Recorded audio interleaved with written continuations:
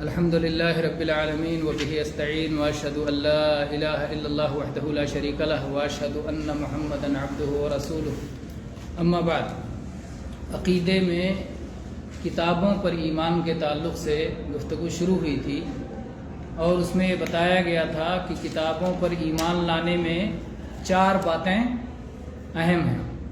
4 باتوں پر ایمان لانے سے کتابوں پر ایمان لانا مکمل ہوتا ہے، یا کتابوں پر ایمان لانے پر عمل درآمد ہو جاتا ہے، گویا کتابوں پر ایمان کی تکمیل ہوئی۔ کیسے کیسے؟ پہلی چیز یہ تھی کہ اللہ تعالیٰ نے ہر نبی اور رسول کو ایک کتاب بھی دیا ہے، یعنی یا تو ان کی اپنی کتاب ہوتی ہے یا سابقہ نبی اور رسول کی کتاب ہوتی ہے، برحال ان کے پاس ایک کتاب ہدایت ہوتی ہے۔ ہر نبی اور رسول کو اللہ تعالیٰ نے ایک کتاب دیا ہے، اور یہیں سے وہ غلط فہمی بھی بعض لوگوں کی دور ہو جانی چاہیے، جن سے پوچھا جاتا ہے کہ کتابیں کتنی ہیں تو کتنے بولتے ہیں؟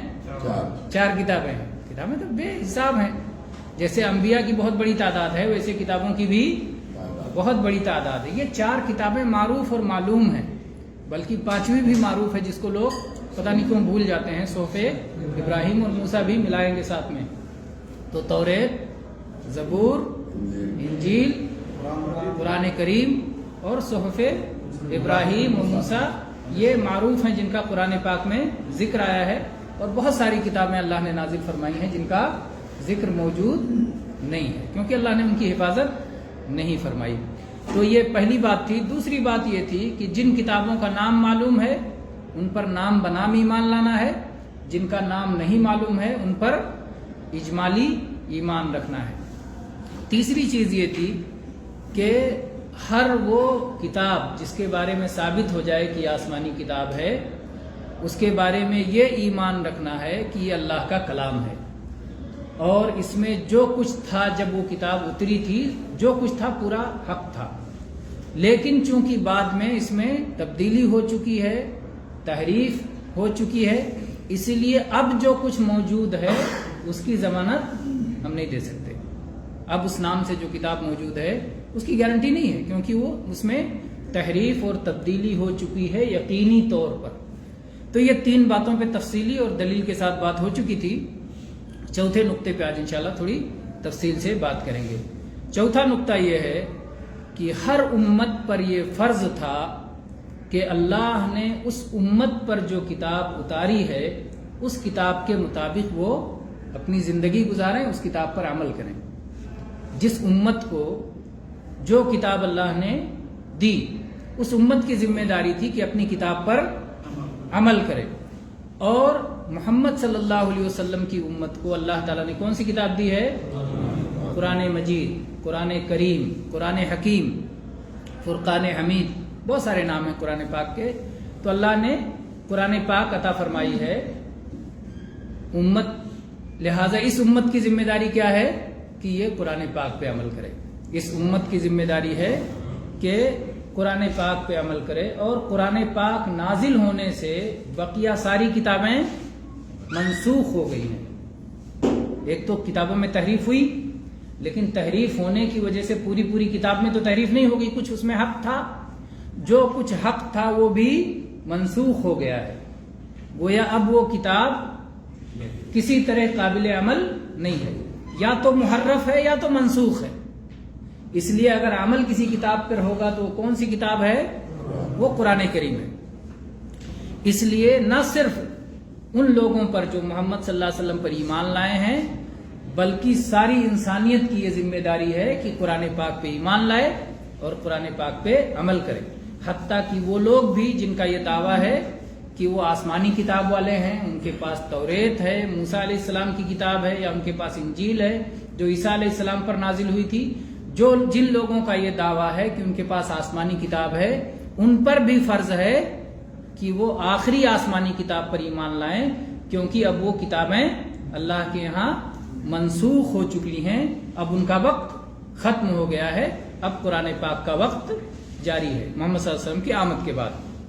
اس سلسلے میں اللہ تعالیٰ نے بڑی وضاحت کے ساتھ قرآن پاک میں اعلان کیا ہے۔ اللہ تعالیٰ نے فرمایا وَرَحْمَتِي وَسِعَتْ كُلَّ شَيْءٍ، میری رحمت تمام چیزوں کو گھیرے ہوئے ہے، وسیع ہے، کشادہ ہے، کوئی چیز میری رحمت سے باہر نہیں ہے۔ لیکن آگے کا جملہ قابل غور ہے۔ اللہ نے کیا فرمایا اس کے بعد؟ فَسَأَكْتُبُهَا لِلَّذِينَ يَتَّقُونَ وَيُؤْتُونَ الزَّكَاةَ وَالَّذِينَ هُمْ بِآيَاتِنَا يُؤْمِنُونَ، لیکن میں اس رحمت کو لکھ دوں گا ان لوگوں کے لیے جو تقوی اور پرہیزگاری اختیار کرتے ہیں، جو لوگ زکوٰۃ دیتے ہیں۔ زکوٰۃ دینے کا دو معنی ہوتا ہے، جانتے ہیں نا آپ لوگ، ایک تو زکوٰۃ مال کا زکوٰۃ دینا، اور زکوٰۃ کے معنی پاکی اور صفائی اور ستھرائی بھی ہوتی ہے۔ یؤتون الزکوٰۃ یعنی وہ اپنے آپ کو پاک صاف رکھتے ہیں، شرک سے صاف رکھتے ہیں، اور جسمانی اور قلبی ساری برائیوں سے، بیماریوں سے اپنے آپ کو پاک صاف رکھتے ہیں۔ تو یہ معنی ہوتا ہے کیونکہ یہاں ایمان کے ساتھ ذکر آیا ہے، اور عام طور پر ایمانی چیزوں میں قلبی طہارت اور قلبی صفائی مال دینے سے زیادہ اہم ہے۔ کوئی مال دیتا رہے اور دل اس کا ایمان سے خالی ہو تو اس کا انفاق، اس کا مال خرچ کرنا قبول ہے؟ نہیں قبول ہے۔ تو اصل دل کی طہارت اور صفائی ہے۔ تو یہاں یؤتون الزکاۃ کا مطلب یہ ہوگا کہ وہ اپنے آپ کو شرک کی گندگی سے پاک صاف کر لیتے ہیں۔ والذین هم بآیاتنا یؤمنون، اور وہ لوگ ہماری آیتوں پر ایمان لاتے ہیں۔ اور سب سے عظیم آیتیں اور سب سے جدید آیتیں اور سب سے تازہ ترین آیتیں کون سی ہیں؟ قرآن کریم کی آیات ہیں، کلام ہے، اللہ کلام الہی ہے۔ تو قرآن پاک پہ جو ایمان لائیں گے، جو لوگ پرہیزگاری اختیار کریں گے، جو لوگ شرک سے اپنے آپ کو صاف ستھرا کریں گے، اللہ تعالیٰ ان کے لیے اپنی رحمت لکھ دے گا۔ اللہ نے کیا کہا؟ میری رحمت سب کو شامل ہے، یہ دنیا کے لیے ہے، لیکن آخرت میں رحمت کس کو ملے گی؟ رحمت کے حقدار کون ہوں گے؟ جو ایمان لائیں گے۔ جو بے ایمان ہوں گے وہ رحمت نہیں پائیں گے کہ اللہ کی رحمت، تو اللہ کی رحمت عام ہے۔ رحمت اللہ نے کہا کہ یہ رحمت خاص کر دی جائے گی، یہ رحمت خاص کر دی جائے گی اہل ایمان کے لیے۔ الذین یتبعون الرسول النبی الامی الذی یجدونہ مکتوبا عندہم فی التوراۃ والانجیل، ان لوگوں کے لیے اللہ تعالیٰ اپنی رحمت کو خاص کر دے گا جو پیروی کرتے ہیں اس رسول کی، اس نبی کی جو امی ہیں۔ نبی امی، نبی صلی اللہ علیہ وسلم کو امی کیوں کہا جاتا ہے جانتے ہیں نا؟ ام القری مکہ کے رہنے والے، اس لیے امی کہا جاتا ہے، ام القری کے رہنے والے، ایک معنی یہ بھی ہے، لیکن اس کی وجہ سے دوسرے معنی کا انکار جائز نہیں ہے۔ کوئی کہے کہ آپ ام القری کے ہیں اس لیے امی کہا جاتا ہے، آپ لکھنا پڑھنا جانتے تھے، تو کہیں گے غلط بات ہے۔ آپ امی تھے یعنی لکھنا پڑھنا نہیں جانتے تھے، لکھنا پڑھنا نہیں جانتے تھے، اور آپ نے اپنی امت کے بارے میں بھی فرمایا ہے نحن امۃ امیہ لا نحسب ولا نکتب، ہم لوگ ان پڑھ لوگ ہیں، ہم لوگ حساب کتاب نہیں جانتے۔ پھر آپ نے فرمایا الشہر ہاکذا وہاکذا وہاکذا، مہینہ اتنا ہوتا ہے، اتنا ہوتا ہے، اتنا ہوتا ہے، کیسے 5 5 10 10 10 20 10 30، ایسے پہلے جو لوگ نہیں پڑھے لکھے ہوتے ہیں کیسے حساب کرتے ہیں؟ انگلیوں پہ حساب کر لیتے ہیں۔ تو آپ نے پھر کہا الشہر ہاکذا وہاکذا وہاکذا، ایک بار موڑ لیا آپ نے، کہا مہینہ 29 کا ہوتا ہے، مہینہ 30 کا ہوتا ہے، مہینہ 29 کا ہوتا ہے۔ تو آپ نے اس طرح سمجھایا کہ ہم لوگ پڑھے لکھے لوگ نہیں۔ تو آپ جس امت میں، جس قوم میں مبعوث ہوئے تھے، بھیجے گئے تھے، جو آپ کی اولین مخاطب تھی عرب کے لوگ، وہ اس میں پڑھے لکھے بہت کم تھے، جو انگلیوں پہ گنے جا سکتے تھے۔ تو آپ نے کہا ہم لوگ ایسے لوگ ہیں، لیکن اس کا مطلب یہ نہیں ہے کہ آپ نے پڑھنے کی مخالفت کی، نہیں، آپ پڑھنے، پہلی آیت تو وہی نازل ہوئی اقرا، پڑھیے، تو آپ نے پڑھنے کو عام کیا، لیکن حقیقت جو تھی وہ یہی تھی کہ آپ جن لوگوں میں آئے تھے وہ امی اور ان پڑھ تھے۔ تو بہرحال اللہ تعالیٰ نے فرمایا کہ وہ لوگ رحمت، اب اللہ کی رحمت لکھ دی جائے گی ان لوگوں کے لیے جو پیروی کرتے ہیں اس رسول کی، اس نبی کی جو امی ہیں، جو ان پڑھ ہیں۔ الذی یجدونہ مکتوبا عندہم فی التوراۃ والانجیل، وہ نبی جس کے بارے میں لکھے پڑھے لوگ لکھا ہوا پاتے ہیں توریت اور انجیل میں۔ نبی کی خوشخبری موجود ہے نا توریت میں بھی اور انجیل میں بھی کہ ایک نبی آنے والے ہیں، ان کی بشارت موجود ہے، اور بہت ساری قومیں ہیں جو اس نبی کے ابھی تک انتظار کر رہی ہیں، حالانکہ وہ نبی آ چکے ہیں، بہت سارے ہیں جو انتظار کر رہے ہیں کہ ایک نبی آنے والے ہیں اور جو ہمیں راستہ بتائیں گے. تو حالانکہ ان کا انتظار اب ختم ہو جانا چاہیے کیونکہ محمد صلی اللہ علیہ وسلم تشریف لا چکے ہیں. تو اللہ تعالیٰ نے فرمایا الذی یجدونہ مکتوبا عندہم فی التوراۃ والانجیل، وہ نبی جس کے بارے میں وہ توریت اور انجیل میں لکھا ہوا پاتے ہیں. یأمرہم بالمعروف وینہاہم عن المنکر، وہ نبی انہیں بھلائیوں کا حکم دیتے ہیں اور برائیوں سے روکتے ہیں. بھلائیوں میں سب سے بڑی بھلائی کون سی جس کا حکم دیتے ہیں؟ توحید کی بھلائی. اور برائیوں میں سب سے بڑی برائی کون سی ہے جس سے روکتے ہیں؟ شرک کی برائی. تو توحید کا حکم دیتے ہیں اور شرک سے روکتے ہیں. توحید اور توحید کے ساتھ جتنی بھلائیاں ہیں سب بھلائیوں کا حکم دیتے ہیں اور شرک کے علاوہ جتنی برائیاں ہیں ہر برائی سے روکتے ہیں. وعلیکم السلام ورحمۃ اللہ. وَيُحِلُّ لَهُمُ الطَّيِّبَاتِ وَيُحَرِّمُ عَلَيْهِمُ الْخَبَائِثَ، اور ان کے لیے پاکیزہ چیزوں کو حلال قرار دیتے ہیں اور خبیث اور ناپاک چیزوں کو حرام قرار دیتے ہیں. وَيَضَعُ عَنْهُمْ إِصْرَهُمْ وَالْأَغْلَالَ الَّتِي كَانَتْ عَلَيْهِمْ، اور ان سے اس بوجھ کو اتارتے ہیں اور ان بیڑیوں کو کاٹتے ہیں جو بوجھ ان پر پڑا ہوا تھا اور جو بیڑیاں ان پر لگی ہوئی تھی. بہت سارے لوگوں نے اپنی بیڑیاں اپنے ہاتھوں میں بنا لی تھی، بہت سارے لوگوں نے اپنے اوپر اپنے بوجھ بنا لیے تھے جو اللہ نے فرض نہیں کیا تھا. مثال کے طور پر رہبانیت. نبی صلی اللہ علیہ وسلم کے آنے سے پہلے جو قومیں تھیں ان کا کیا تصور تھا کہ اگر دنیا سے کٹ جاؤ اور کسی اندھے کنویں میں جا کے الٹے لٹک جاؤ تو پیدا کرنے والا خوش ہو جائے گا، ہے نا. بتاتا ارے وہ اتنے بڑے بزرگ کانٹوں پہ پڑے رہتے ہیں. کانٹوں پہ پڑے رہنا ہے، تم اپنے آپ کو مصیبت میں ڈال رہے ہو. اللہ نے تم سے کہا کانٹوں پہ پڑے رہو؟ نہیں، اللہ نے تو نہیں کہا ہے. تو یہ تو فضول کی بیڑی تھی جو انہوں نے اپنے ہاتھ میں پہن لی تھی. یہ فضول کا بوجھ تھا جو انہوں نے اپنے اوپر لاد لیا تھا.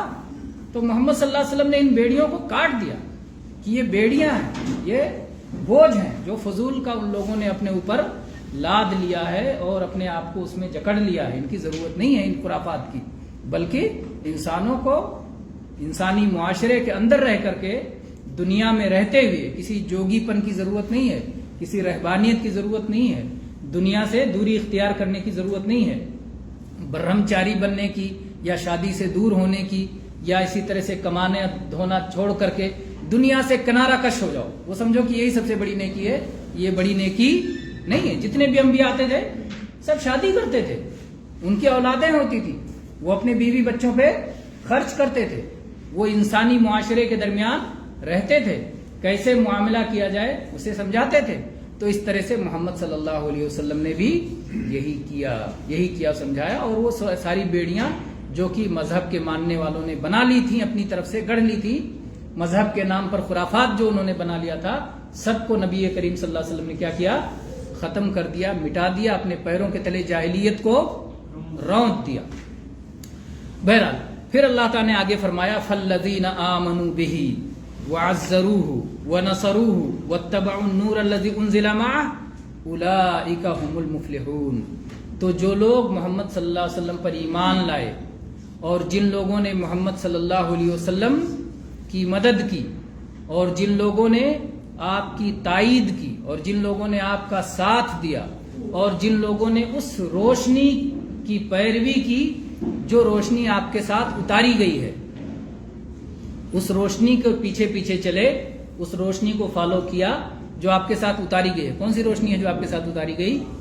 قرآن کریم کو جنہوں نے قرآن کریم کی پیروی کی، اولئک هم المفلحون، یہی لوگ سکسیسفل ہیں، یہی لوگ کامیاب ہیں، یہی لوگ کامران ہیں. کامیاب کس کو کہتے ہیں؟ اگر اس کا ترجمہ کر دیں کہ سکسیسفل تو تھوڑی ترجمہ ہوا. کامیاب اس انسان کو کہتے ہیں جو اپنی خواہش کی چیز پا جائے، جس کی خواہش اور آرزو کر رہا تھا پا جائے، کہتے ہیں ارے بھائی کامیاب ہو گیا، میں یہ ڈھونڈ رہا تھا مل گیا مجھ کو، کامیاب ہو گیا. اور جس چیز سے ڈر رہا تھا اس سے بچ جائے، کامیاب ہو گیا. بڑا ڈر تھا، بڑا خوف تھا، لیکن خوف ختم ہو گیا. تو جس سے ڈر رہے تھے اس سے بچ جائیں اور جس کی آرزو کر رہے تھے وہ مل جائے، یہ کامیابی ہے. تو جو قرآن پر ایمان لائیں گے، جو محمد صلی اللہ علیہ وسلم پہ ایمان لائیں گے، وہ کامیاب ہیں۔ ڈرتے کس سے ہیں؟ اللہ کے عذاب سے، جہنم سے ڈرتے ہیں، جہنم سے انہیں بچا دیا جائے گا۔ اور کس کی آرزو رکھتے ہیں؟ اللہ کے انعام کی آرزو رکھتے ہیں، جنت کی آرزو رکھتے ہیں، اللہ کی رحمت کی آرزو رکھتے ہیں، انہیں اللہ کی رحمت حاصل ہو جائے گی، انہیں جنت حاصل ہو جائے گی۔ تو اللہ تعالیٰ نے فرمایا اولئک هم المفلحون، یہ لوگ کامیاب اور کامران ہیں۔ پھر اللہ تعالیٰ نے آگے فرمایا قل یا ایھا الناس انی رسول اللہ الیکم جمیعا الذی لہ ملک السماوات والارض لا الہ الا ھو یحیی ویمیت فآمنوا باللہ ورسولہ النبی الأمی الذی یؤمن باللہ وکلماتہ واتبعوہ لعلکم تہتدون۔ اللہ تعالیٰ نے فرمایا قل، اے اللہ کے نبی فرما دیجئے، کہہ دیجئے۔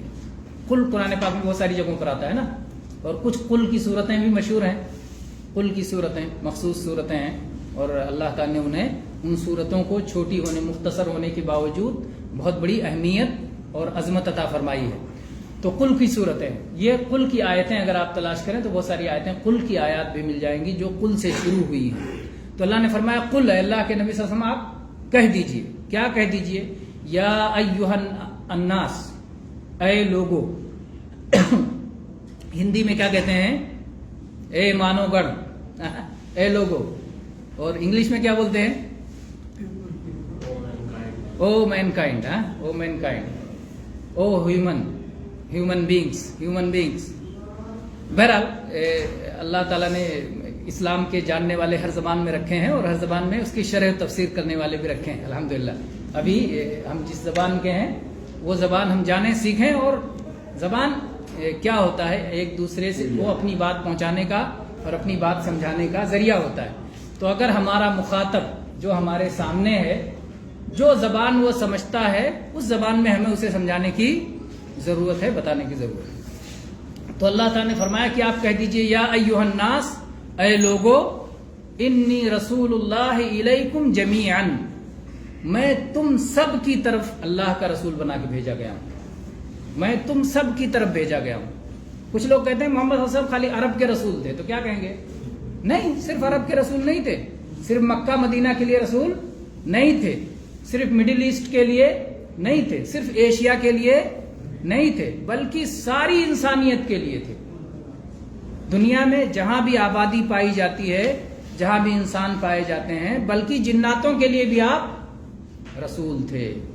آپ کے آ جانے کے بعد تمام انسانوں اور تمام جناتوں کی ذمہ داری ہے کہ آپ پر ایمان لائیں اور آپ کی اطاعت کریں، آپ کی پیروی کریں، اگر جنت میں جانا چاہتے ہیں۔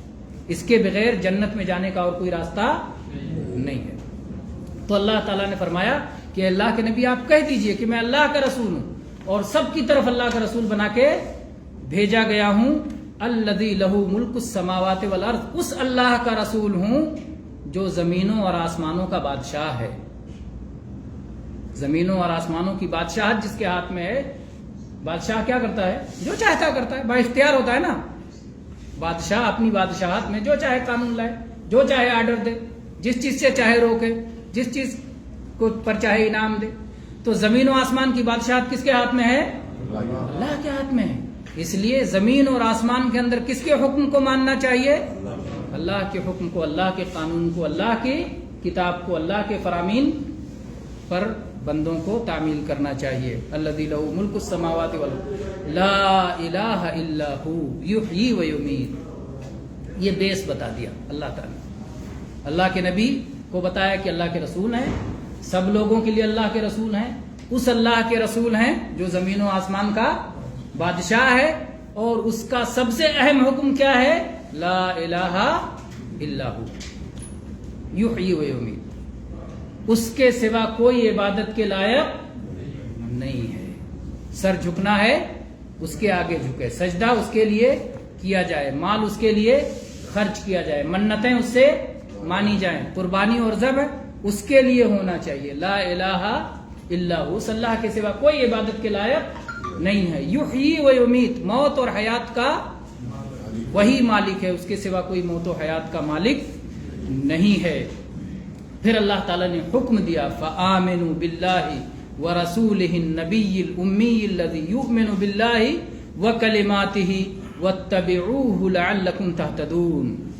ایمان لاؤ اللہ پر اور ایمان لاؤ اللہ کے رسول پر، اس نبی امی پر جو خود بھی اللہ پر ایمان رکھتے ہیں، اللہ کے فرشتوں پر ایمان رکھتے ہیں، اور ان کی پیروی کرو تاکہ تم ہدایت یاب ہو جاؤ، تاکہ تم سیدھے راستے پر آ جاؤ، سیدھے راستے پر آ جاؤ.